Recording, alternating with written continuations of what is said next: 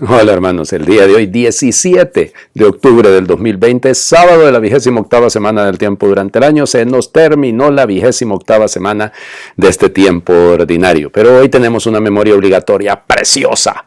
A él le debemos que nos llamen católicos, porque él fue el primero en llamar a la Iglesia Católica. ¿Hay alguna confusión con esto? Yo siempre he sabido que es él el que dice Christianus mihi nomen es, Catholicus cognomen es. Mi nombre es cristiano, mi apellido es católico. Se trata de San Ignacio de Antioquía, padre apostólico, obispo y mártir. Padre apostólico, ¿qué es esa cosa que dice el padre?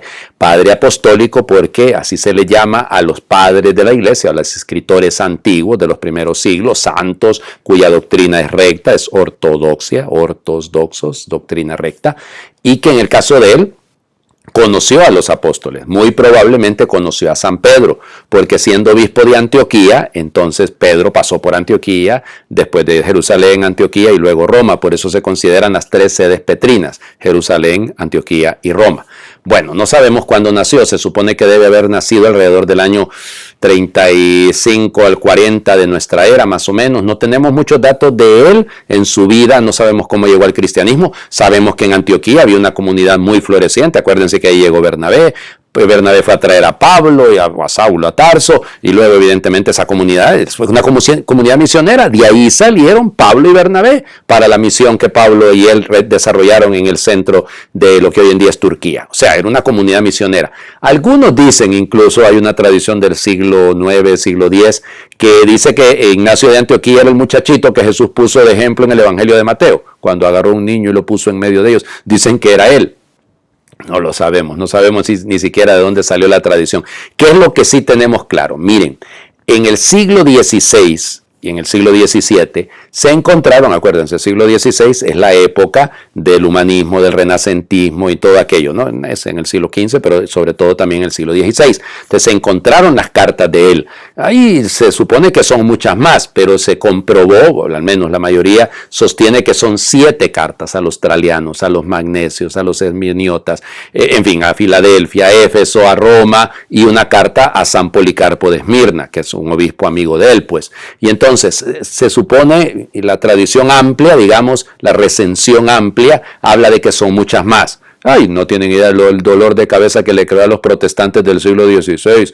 Calvino la rechazó de un solo. Lutero creo que no se enteró de eso, creo que ya había muerto. Pero la idea es que le chocaba, claro, hablar de la Iglesia Católica, del ejemplo de la Eucaristía, porque él se considera a sí mismo como tal, ¿no? Que va a ser trigo molido por las fauces de los leones, por eso la representación de él es así.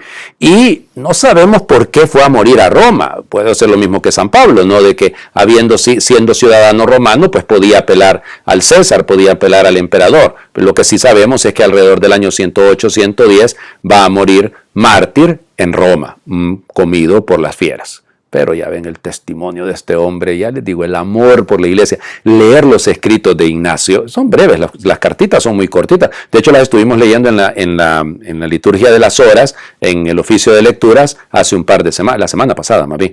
Bueno, en fin, pidamos este don del mantenernos firmes en nuestra fe. Bueno, vamos a la lectura del día de hoy. Efesios, capítulo 1, siempre, versículos del 15 al 23. Hermanos, me he enterado de su fe en el Señor Jesús y del amor que demuestran a todos los hermanos, por lo cual no dejo de dar gracias por ustedes ni de recordarlos en mis oraciones. Y le pido al Dios de nuestro Señor Jesucristo, el Padre de la gloria, que les conceda espíritu de sabiduría y de reflexión para conocerlo. Le pido que les ilumine la mente para que comprendan cuál es la esperanza que les da su llamamiento, cuán gloriosa y rica es la herencia que Dios da a los que son suyos y cuál la extraordinaria grandeza de su poder para con nosotros, los que confiamos en Él por la eficacia de su fuerza poderosa. Con esta fuerza resucitó a Cristo de entre los muertos y lo hizo sentar a su derecha en el cielo, por encima de todos los ángeles, principados, potestades, virtudes, dominaciones y por encima de cualquier persona, no solo del mundo actual, sino también del futuro. Todo lo puso bajo sus pies y Él mismo lo constituyó cabeza suprema de la iglesia, que es su cuerpo, y la plenitud del que lo consuma todo en todo. Palabra de Dios. Te alabamos, Señor. Qué belleza de texto, ¿no? Pablo habla de la fe de la que se ha enterado que tienen los efesios y empieza a decirles, sobre todo, que lo demuestran a todos los hermanos. ¿Cómo lo demuestran? ¿Ya? Lo demuestran con una actitud en la que todo queda centrado en Cristo. Por eso a Cristo que Dios ha puesto todo bajo sus pies, a Él lo ha puesto de cabeza a cabeza de la iglesia, Él está por encima de todo, lo presente y lo futuro. Bueno, por eso le damos gracias a Dios. Pero Pablo lo que pide, eso es lo que deberíamos de pedir para cada uno de nosotros. Fíjense, son 3 cosas. Primera, le pido a Dios que les ilumine la mente para que comprendan cuál es la esperanza que le da su llamamiento. Que Dios nos ilumine para que conozcamos su esperanza. Cuán gloriosa y rica la herencia que Dios da a los que son suyos. La herencia. Y cuál la extraordinaria grandeza de su poder. Luz, discernimiento, si lo quieren así, para comprender entonces la esperanza, la herencia y la fuerza de Dios. ¡Qué belleza! La esperanza. Ay, Padre, con tanta situación difícil en este mundo. Qué bueno entender y discernir que Dios no nos ha creado para el dolor, sino para la alegría, para la felicidad, para el gozo junto a Él. La herencia. Pues nuestra meta no es este mundo, ¿no? Ayer ha fallecido en mi país, para los que miran y escuchan esta transmisión, una santa, Sor María Rosa, que pues todos los que la hemos conocido sabemos que murió con olor a santidad. Pues una mujer, ¿qué fue lo? Ay, la gente me preguntaban a veces los periodistas, no, Padre, qué dolor para la iglesia, qué alegría para la iglesia, les digo yo. Porque tenemos la esperanza de que ella, no la esperanza, la certeza de que ella está gozando junto al Señor por toda la eternidad, y esa es nuestra meta, pues. Ella se santificó haciendo el bien, sirviendo a los niños y a las niñas. Bueno, ese es nuestro llamamiento. A eso hemos sido llamados, a la santidad. Y por eso confiemos en la fuerza de Dios, no en las nuestras, no en nuestras capacidades. Pongamos todo bajo los pies del Señor Jesús. Él es la cabeza, no somos nosotros. Él es el centro, no somos nosotros. Vamos al Evangelio. Lucas, siempre evidentemente, capítulo 12, versículos del 8 al 12. En aquel tiempo Jesús dijo a sus discípulos: yo les aseguro que a todo aquel que me reconozca abiertamente ante los hombres, lo reconocerá abiertamente el Hijo del Hombre ante los ángeles de Dios. Pero aquel que me niegue ante los hombres, yo lo negaré ante los ángeles de Dios. A todo aquel que diga una palabra contra el Hijo del Hombre, se le perdonará. Pero aquel que blasfeme contra el Espíritu Santo, no se le perdonará. Cuando lo lleven a las sinagogas y ante los jueces y autoridades, no se preocupen de cómo se van a defender o qué van a decir, porque el Espíritu Santo les enseñará en aquel momento lo que convenga decir. Palabra del Señor. Gloria a ti, Señor Jesús. No tengan miedo de cuando lo lleven ante los tribunales, lo que le pasó a San Ignacio. Él murió mártir, pero se mantuvo. Ayer era: no tengan miedo. Hoy nos está diciendo, aunque nos lleven delante de las autoridades, de los jueces, de lo que sea, ustedes ni siquiera se preocupen de cómo se van a defender. Déjense conducir por el Espíritu. El Espíritu les indicará lo que deben decir. Esa es la blasfemia contra el Espíritu Santo. Hay gente que ha dicho 1000 cosas con respecto a esto, ¿no?